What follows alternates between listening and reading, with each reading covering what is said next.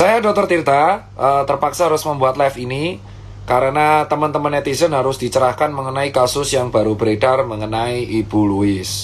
Sekali lagi, live ini akan disimpan dan akan saya share ke Instagram TV. Ya, memang benar Ibu Louis ini telah mengontak saya, ya kan, dan memang menyebarkan info-info yang menurut saya nggak masuk akal. Ibu Louis ini mengaku sebagai dokter. Setelah dikonfirmasi ke Ketua ID Pusat Dr. Daeng dan saya konfirmasi ke Ketua MKEK yaitu Dr. Pukovisa, beliau mengatakan bahwa Dr. Louis tidak terdaftar di anggota ID. Semua dokter di Indonesia harus terikat dalam profesi ID. Ingat, Ibu Louis tidak terdaftar sebagai anggota ID. Status dokternya dipertanyakan, STR beliau tidak aktif sejak 2017. STR beliau tidak aktif sejak 2017. Poin ketiga mengenai Ibu Louis. Ibu Louis tidak menangani pasien pandemi. Ibu Louis tidak menangani pasien pandemi, baik menjadi relawan ataupun praktek. Poin keempat, Ibu Louis sudah mendapatkan dokumentasi di berbagai laman media sosialnya sebelum dihapus, kedapatan menghina dan memaki, menggunakan kata kotor dan kasar kepada beberapa dokter, seperti Dokter Ninggar, Dokter Dewa, Profesor Ahmad Zubairi, Dokter Daeng, Dokter Adib, Dokter Pukovisa, saya sendiri, Dokter Adam, dan sebagai lainnya. Ibu Louis ada bukti saya sudah mengcapture beliau memaki-maki teman-teman dokter. Kenapa PPD Pusat mengundang? Karena statement Ibu Louis telah dirasa menyebabkan false information. Ibu Louis juga menantang ID Pusat untuk mengajak debat ilmiah. Jadi, fungsi PPD Pusat adalah meminta Ibu Louis mengklarifikasi di kantor PPD Pusat minggu depan.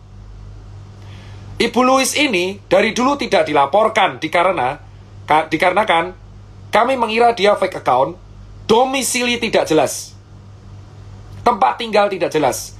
Kehadiran dia di sebuah acara televisi akan membuat kita semakin jelas niat dan tujuan.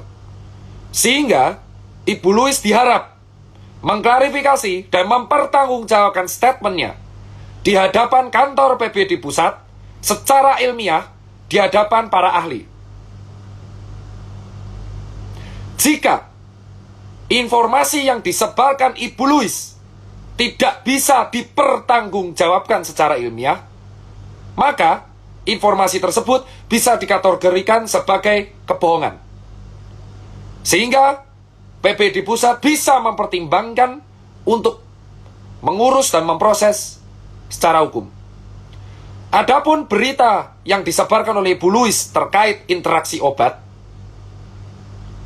terkait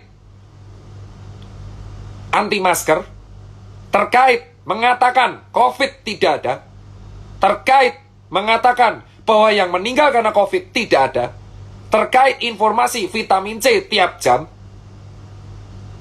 secara ilmiah harus dibuktikan.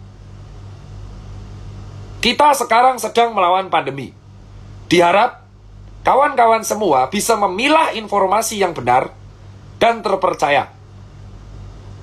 Semua orang sekarang bisa mengaku sebagai dokter. Patokannya adalah STR, KKI, dan terdaftar sebagai anggota ID. Jika tidak bisa mempertanggungjawabkan, maka PPD Pusat sekali lagi akan menimbang-nimbang mengurus sesuai dengan hukum yang berlaku. Kasus ini juga sudah diamati oleh berbagai pihak berwajib, di antaranya Polda Metro Jaya dan Polri. Jadi, Polri dan Polda Metro Jaya menunggu klarifikasi Ibu Louis di hadapan PPD Pusat untuk dipertanggungjawabkan secara ilmiah.